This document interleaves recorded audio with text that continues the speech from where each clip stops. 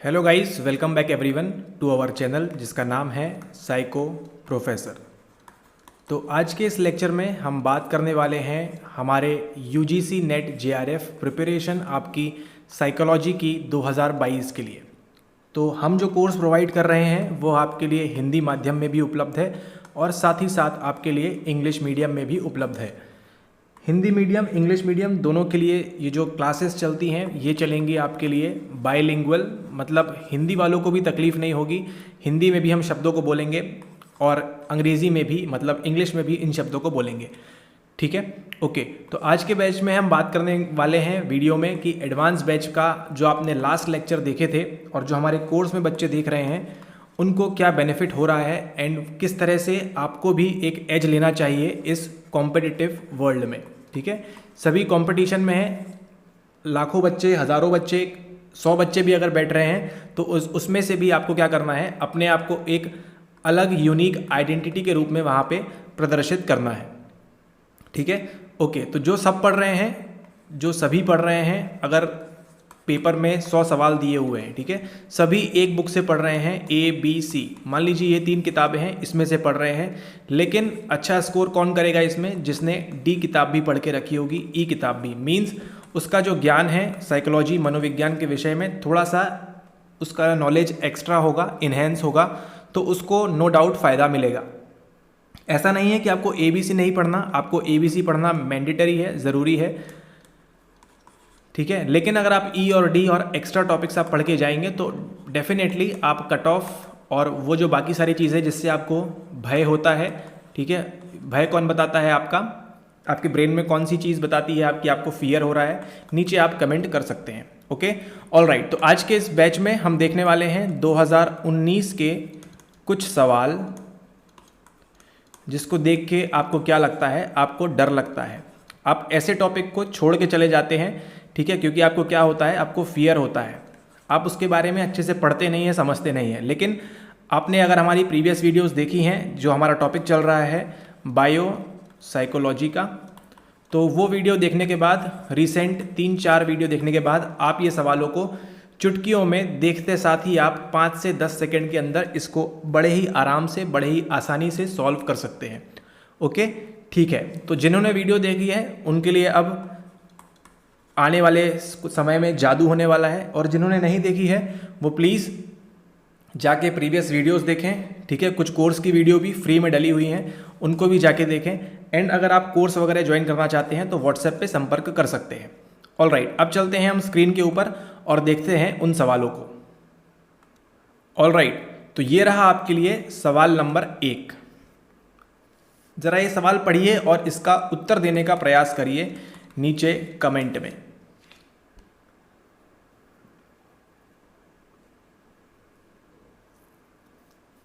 जिन्होंने पुरानी वीडियो देखी है वो 90% आंसर तक पहुंच चुके हैं।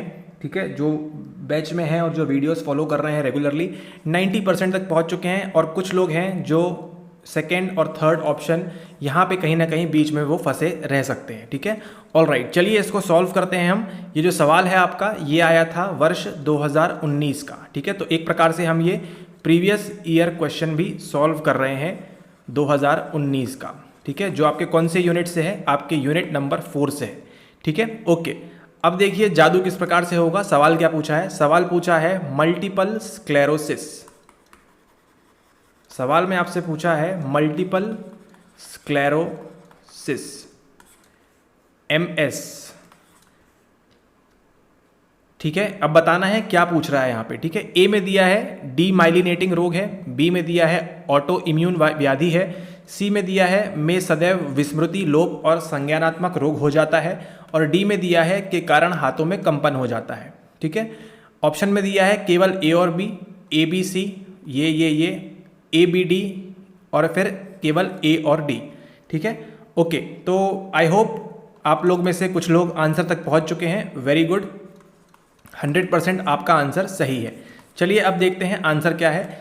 सबसे पहले बात करते हैं मल्टीपल स्क्लेरोसिस। ये कब होता है? जब आपके धवल मज्जा छत को क्या पहुंच जाती है, वहाँ पे क्षति पहुंच जाती है, क्षति पहुंच जाती है वहाँ पे, तब आपको ये रोग होता है मल्टीपल स्क्लेरोसिस। ठीक है, तो हमने जब डिटेल में वीडियो देखा था बैच के अंदर तो हमने बात की थी कि ये किस प्रकार का होता है। ये एक प्रकार की डीमाइलिनेटिंग डिजीज़ है। ठीक है, एक प्रकार की डीमाइलिनेटिंग डिजीज़ है। इसके अंदर भी हमने कई प्रकार देखे थे कौन कौन सी होती है, उसके अंदर भी हमने और प्रकार देखे थे कि CNS में कौन सी डिजीज़ होगी एंड PNS में कौन सी होगी। ठीक है, तो ज़्यादा दूर नहीं, 3 साल पहले का सवाल है ये 2019 का, तो तैयार रहिए, आगे भी इस प्रकार का सवाल आपके लिए आ सकता है। ठीक है, ओके, तो आप यहाँ पे उत्तर तक पहुँच चुके हैं कि यहाँ पे क्या बोल रहा है, ए डीमाइलिनेटिंग रोग है, ये आपको मालूम है एक प्रकार की डीमाइलिनेटिंग डिजीज़ है, मतलब ऑप्शन नंबर ए सही है। ए कहाँ कहाँ पे सही है, 1, 2, 3 एंड 4।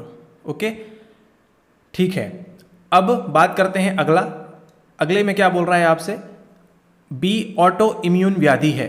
ठीक है, तो सबसे पहले बार जब हम मल्टीपल स्क्लेरोसिस के बारे में पढ़ रहे थे हमने यही सीखा था कि ये एक प्रकार की कौन सी व्याधि है, एक ऑटो इम्यून व्याधि है, मतलब हमारी बॉडी का जो इम्यून सिस्टम है वो खुद ही अटैक कर देगा। ठीक है, कमज़ोर होने के कारण खुद ही अटैक कर देगा, तो एक प्रकार से ऑटो इम्यून व्याधि है, मतलब ऑप्शन नंबर बी भी करेक्ट है। ठीक है, तो ए बी कहाँ कहाँ पे है, मतलब ऑप्शन नंबर 4 आपका यहाँ से एलिमिनेट हो जाता है। ठीक है, ए और बी सही है, ए बी और सी और ए बी और डी, ये 3 ऑप्शन बचे हैं हमारे पास। ठीक है, ओके, अब बात करते हैं सी में बोल रहा है मल्टीपल स्क्लेरोसिस में सदैव विस्मृति लोप। ठीक है, विस्मृति लोप और संज्ञानात्मक रोग हो जाता है। अरे ये कैसी बात हुई, हमारी माइलिन शीथ को डैमेज हो चुका है। ठीक है, माइलिन शीथ क्या कर रही है, मैसेज नहीं भेज रही है, ये क्या बोल रहे हैं, मैं सदैव विस्मृति लोप, आपको भूलने की बीमारी और संज्ञानात्मक रोग यानी कि आपके कॉग्निशन में दिक्कत हो जाती है।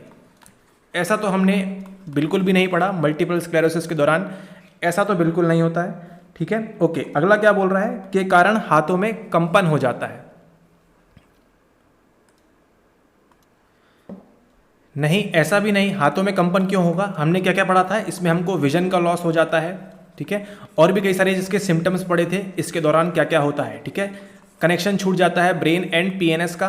ठीक है, तो विजन लॉस हो जाता है, हमको ब्लर विजन हो जाता है, एक आंख से दिखना बंद हो जाता है, ये सारे सिम्टम्स हैं इसके। ठीक है, तो हाथों में कंपन, ये बात कहाँ से आ जा रही है। ठीक है, तो सी भी आंसर नहीं है, डी भी नहीं है, तो करेक्ट आंसर क्या है, करेक्ट आंसर है आपका केवल ए और बी।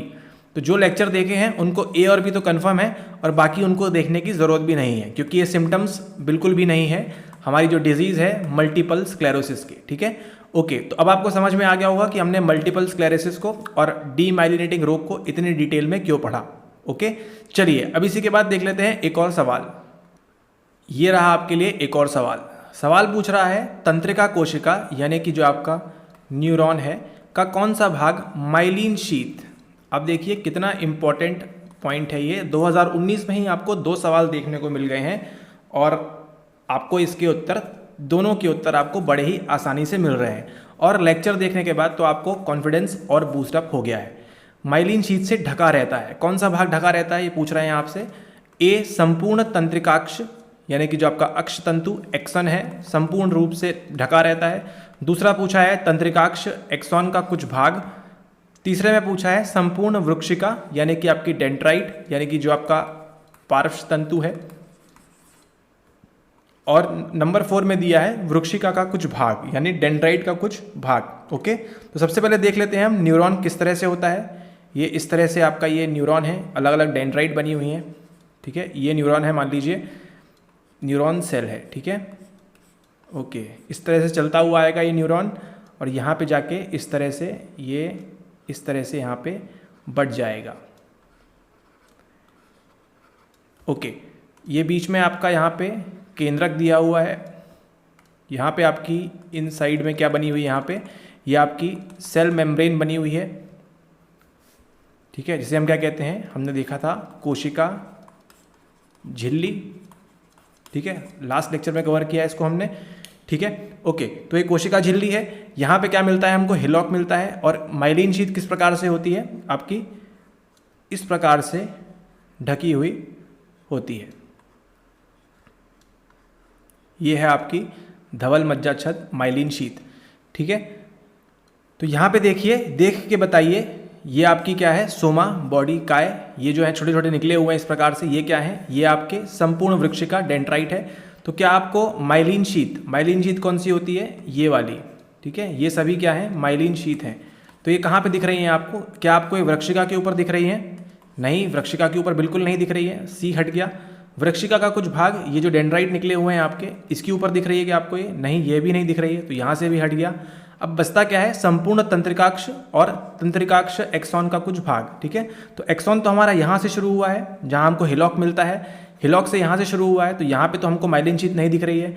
और यहाँ पे जो आप देख रहे हैं बीच में इस प्रकार से गैप है, ये जो गैप है, ये भी तो क्या है, ये भी एक्सॉन है, ये भी आपका तंत्रिकाक्ष है, ठीक है। तो यहाँ भी हमको नहीं देखने को मिल रहा है, ठीक है। और ये भी है, यहाँ तक चला जा रहा है हमारा एक्सॉन। तो ये संपूर्ण एक्सॉन में क्या आपको दिख रही है माइलिन शीथ? नहीं दिख रही है सर। तो यहाँ भी ये हट गया आंसर। तो आंसर क्या बचता है आपके पास? आंसर बचता है आपके पास ऑप्शन नंबर 2, तंत्रिकाक्ष एक्सॉन का कुछ भाग, ठीक है। तो आपने देख लिया डायग्राम के साथ में कि ये किस प्रकार से चीज़ हो रही है। तो करेक्ट आंसर क्या होगा हमारा 2019 का जो हमारा सवाल था हमारे यूनिट नंबर 4 से, उसको हमने सक्सेसफुली समझ के पार कर लिया है, ठीक है। ओके, तो ये भी नहीं है इसका उत्तर, ये भी नहीं है, ये भी नहीं है। करेक्ट आंसर होता है आपका ऑप्शन नंबर 2, तंत्रिकाक्ष एक्सॉन का कुछ भाग, ठीक है। तो जीवन में इसको आप कभी मत भूलिएगा कि एक्सॉन का कुछ भाग में ही केवल हमको माइलिन शीथ देखने को मिलती है, जिसे हम कहते हैं धवल मज्जा छत, ठीक है। ऑल राइट, अब चलते हैं अगले सवाल के ऊपर। और इस सवाल को देखने के बाद गारंटेड आप लोगों में से कुछ लोग भाग खड़े हुए होंगे एंड उसको सॉल्व करने की आपने जहमत नहीं उठाई होगी। ऑल राइट, तो ये रहा आपके लिए सवाल। सवाल कहाँ गया? ओके, यहाँ पे क्या दिया हुआ है आपको? यहाँ पे दिया हुआ है आपको सोडियम Na, अरे ये बायोलॉजी है या साइकोलॉजी है? Potassium K+, chloride Cl-, organic anions A-।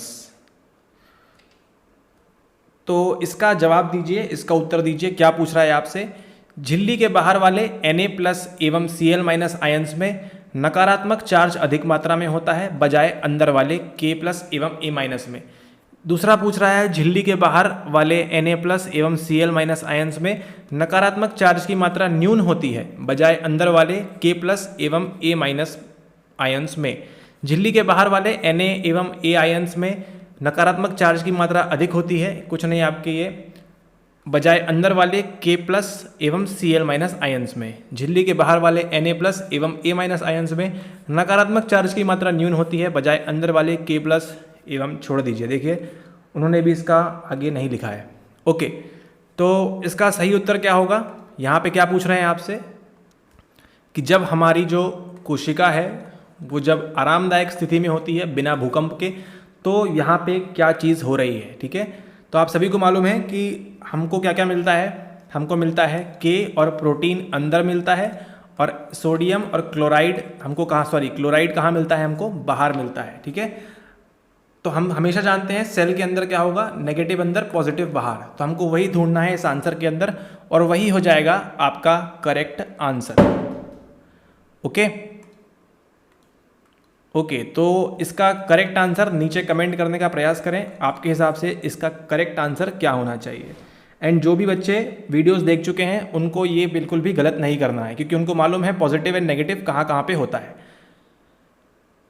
Alright, okay, अब देखते हैं अगला सवाल। ये सवाल भी आपके 2019 का है, तो जो भी आप लेक्चर्स में पढ़ रहे हैं अब समझ में आ रही होगी आपको क्लैरिटी, ठीक है। कंसेप्ट क्लियरेंस किसे कहते हैं, आई होप ये क्लियर हो रहा होगा। ओके, और अब हम चलते हैं इस सवाल के ऊपर जो हमारे अगले लेक्चर्स होने वाले हैं, उस पर हम बात करते हैं। तो ये जो सवाल था ये आपका 2021 में आया हुआ सवाल था, ठीक है। 12 जुलाई 2022 को जो एग्ज़ाम हुआ उसका तो कुछ अता पता नहीं है अभी, उसका रिजल्ट कब आएगा, जल्द ही आ जाएगा। बट ये जो सवाल है ये आया था आपके 2021 में। तो जैसे ही रिजल्ट आ जाएगा जल्द से जल्द हम आपके लिए क्या लेके आएंगे, आंसर की के साथ, करेक्ट आंसर की के साथ जो जो सवाल आपसे पूछे गए थे, है ना, वो सारी चीज़ें करवाएंगे आपको। तो 2022 की सीरीज़ के लिए बने रहिए, चैनल को सब्सक्राइब कर लीजिए एंड प्लेलिस्ट को प्लीज़ फॉलो करते चलिए। और अगर अभी तक आपने साइको प्रोफेसर टेलीग्राम चैनल को ज्वाइन नहीं किया है तो प्लीज़ जाके टेलीग्राम चैनल को ज्वाइन करिए। धन्यवाद। ओके, तो ये है आपका सवाल, त्वचा, आपकी स्किन, आँखें, आईज़ और कान, ईयर, में संवेदी सूचनाओं के संचार को केंद्रीय स्नायु तंत्र CNS तक ले जाने वाले स्नायु निम्नलिखित में कौन से हैं? ठीक है, अपवाही हैं, अभिवाही हैं, कपालीय हैं या परिधीय हैं। ठीक है, यहाँ पे किस किस की बात हो रही है? आपके PNS की बात भी हो रही है, ठीक है, कपालीय की बात हो रही है, अपवाही की बात हो रही है एंड अभिवाही की बात हो रही है। तो करेक्ट आंसर अगर आपको मालूम है 2021 का सीरीज फॉलो किया है तो ऑब्वियसली आपको 100% इसका सही उत्तर मालूम है। तो नीचे प्लीज़ कमेंट करिए इसका सही उत्तर क्या होगा, और इसका सही उत्तर जानने के लिए मिलते हैं आपसे अगले वीडियो में।